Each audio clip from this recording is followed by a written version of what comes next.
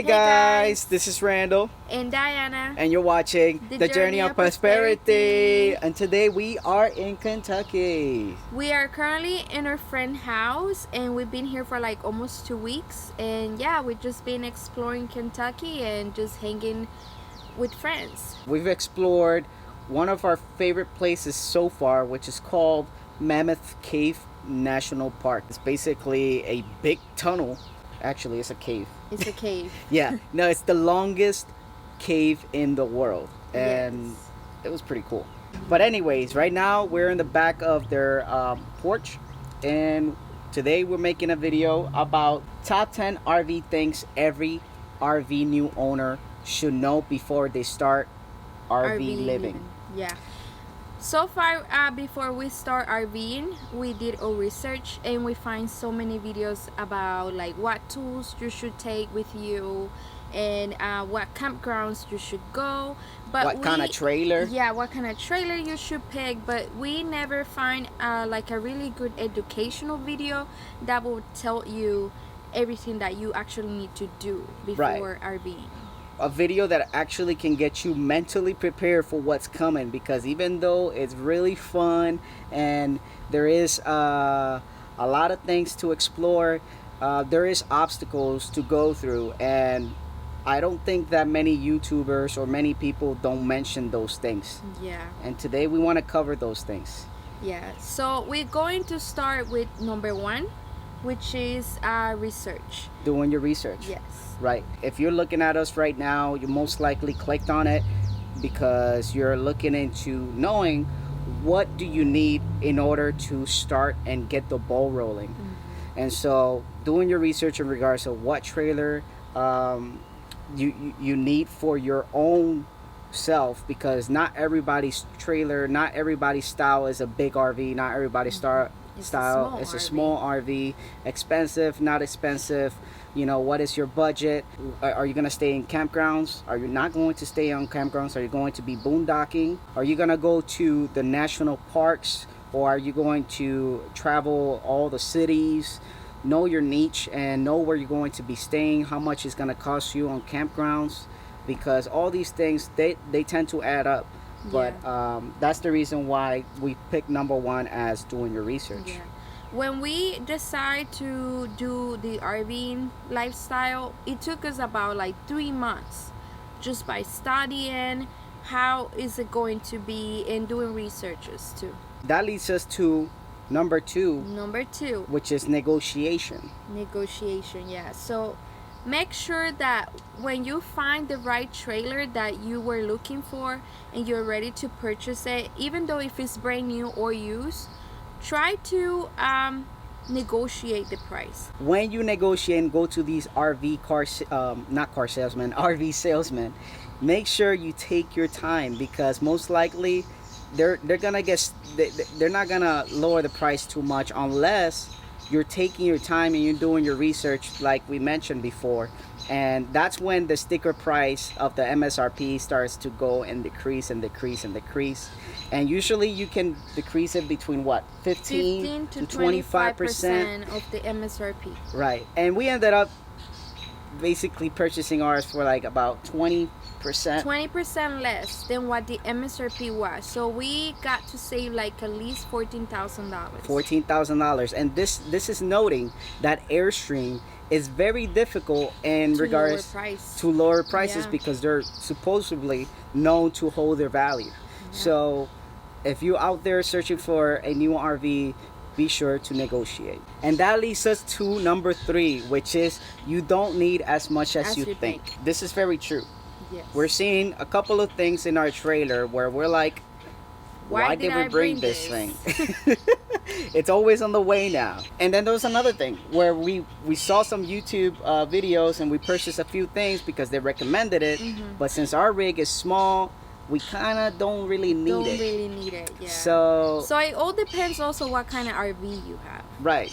So just if you're thinking about purchasing everything now, I would just hold off on that and just actually purchase the things that you know for sure you're going to be using every single day, the essentials, right? Yeah. And then everything else, I would just wait off until you start hitting the road and then decide, hey, yes, we need this, or no, we don't really need it.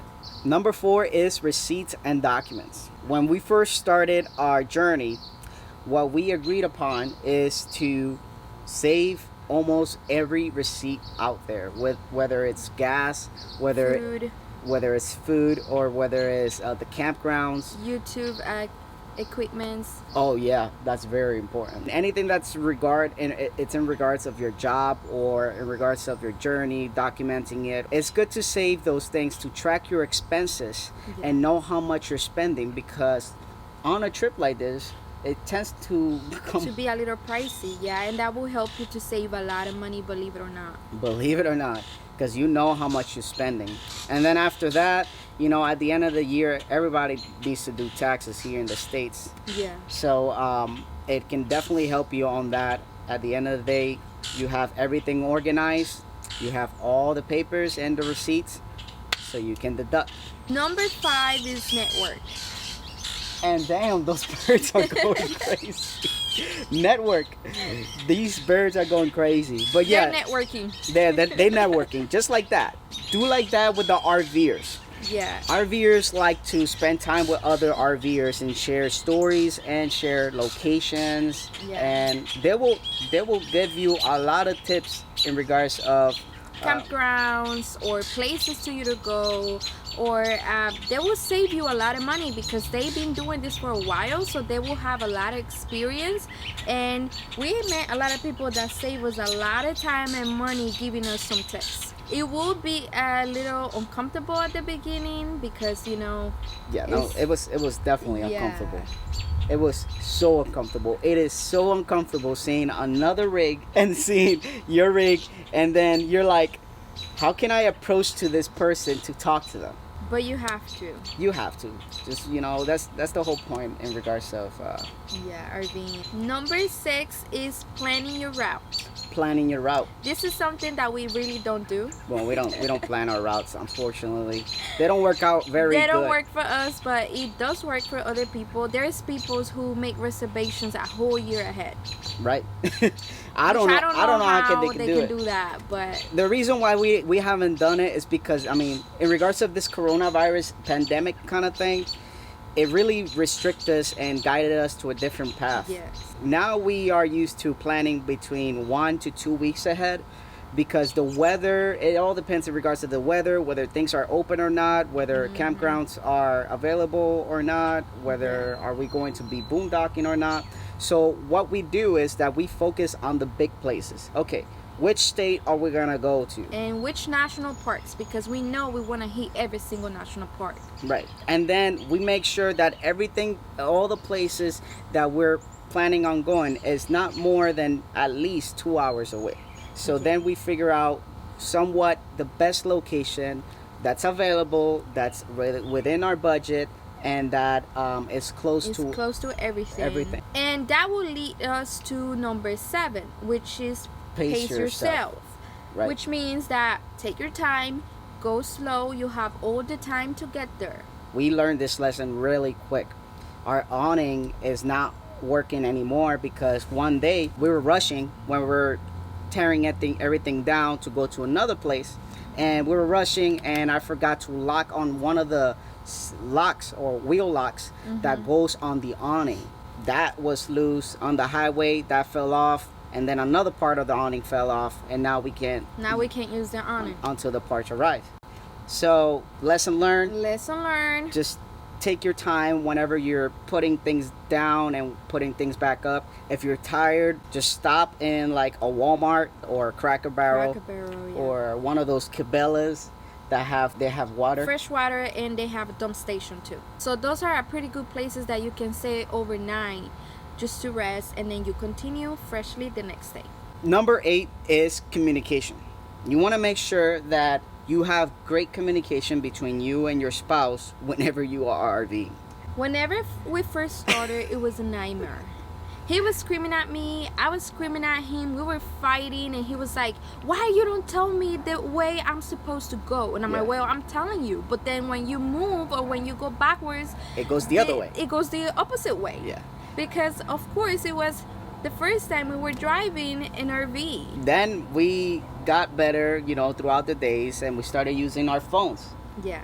And then when we're using our phones, It worked a little bit better. it worked, much better than the first time. I would say a little bit. But then all of a sudden, little by little, we kept getting good communication between us, and now we do things real quick. Yeah. Now we get ready every time before we leave, like in 30 minutes, because I'm already know what I'm supposed to do. He knows what he's supposed to do, and yeah, we do it so fast. And before, it used to take us like at least 2 hours. 2 hours. Having a good communication between you and your spouse, it's gonna save you lots of time, lots of headache, and basically It's stress relief. stress relieving. You're gonna be much happy. So the better the communication you have between each other, the better your life will be. Number 9, know your tanks and measurements. The tanks don't always tell you the right percentage if it's full or not. Yeah. So you want to make sure that you start knowing how much water does your clean water tank have, and how much does your gray or black tank have. Ours is It's combined. it's combined. The gray and black. The gray and black is combined, and then we have the other one. But the meter is not always accurate, so it can tell you that it's 100% full when it can be like 25 or 30%. Yeah, and that usually happens when the floor is not level. Then it tells you the wrong percentage. Yeah.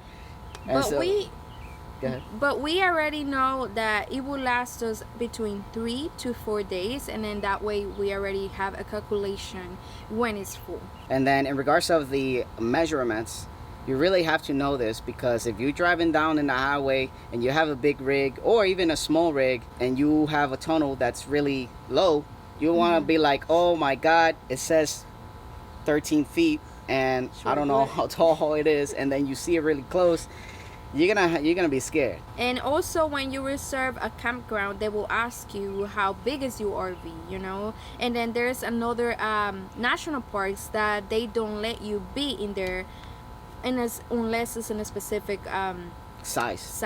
And finally, but not least, is number 10. number 10, which is Have an emergency fund. have an emergency fund.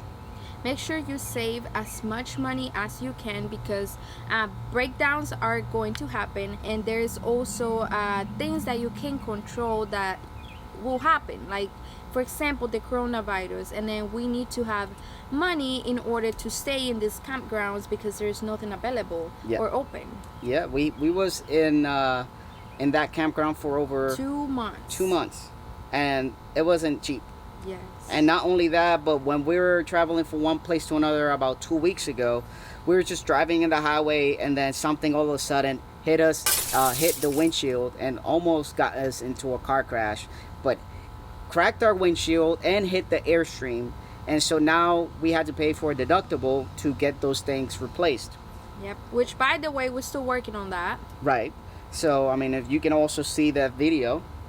Yeah, But we'll make a video about that too. Things can happen, and it's things that you can't really control. Yeah. So always be sure to have an emergency fund For a peace of mind. for peace of mind. And now we want to give you a bonus tip, which is document and record everything. Yes. Make sure you record a lot of videos, take a lot of pictures, and share with the world. It's so pretty to see other people just doing different things. And that's one of the reasons why we are doing this, because we want to share with everybody our journey. Yes. And if you haven't checked us out on Instagram and on Facebook, we share a lot of exploration, pictures and what we do, and little videos and stories. So go ahead and also check us out at The Journey of Prosperity at Instagram and on Facebook. Check out more of our videos on YouTube, where we also spread great vibes. Great vibes. Yeah. And definitely check us out on those places. We post pretty much daily. Yeah. With this said, we want to thank you for your support, and Thank you. let's give this week's shout out right now. Yeah, we had to do this week shout out, which goes to George Vega. George Vega, shout out to you. My finger, it was going crazy right there. George Vega, George Vega, thank you so much for watching and commenting on our videos. We appreciate your support. And yeah, thank you so much for that. And that is this week's shout out. If you would like to participate, what is wrong with me? Are we talking like in another language today? If you would like to participate in the next week's shout out, be sure to comment #watch until the end, and you'll get a chance to participate in the next week's shout out. With this said, guys, we'd appreciate if you can smash that like button and subscribe to our YouTube channel if you haven't done so. Make sure to turn on the bell notification. Yes, do that. Yeah. Thank you so much for watching, and we hope you enjoyed these videos, and thank you so much for your support. So with that said, guys, until next time, deuces.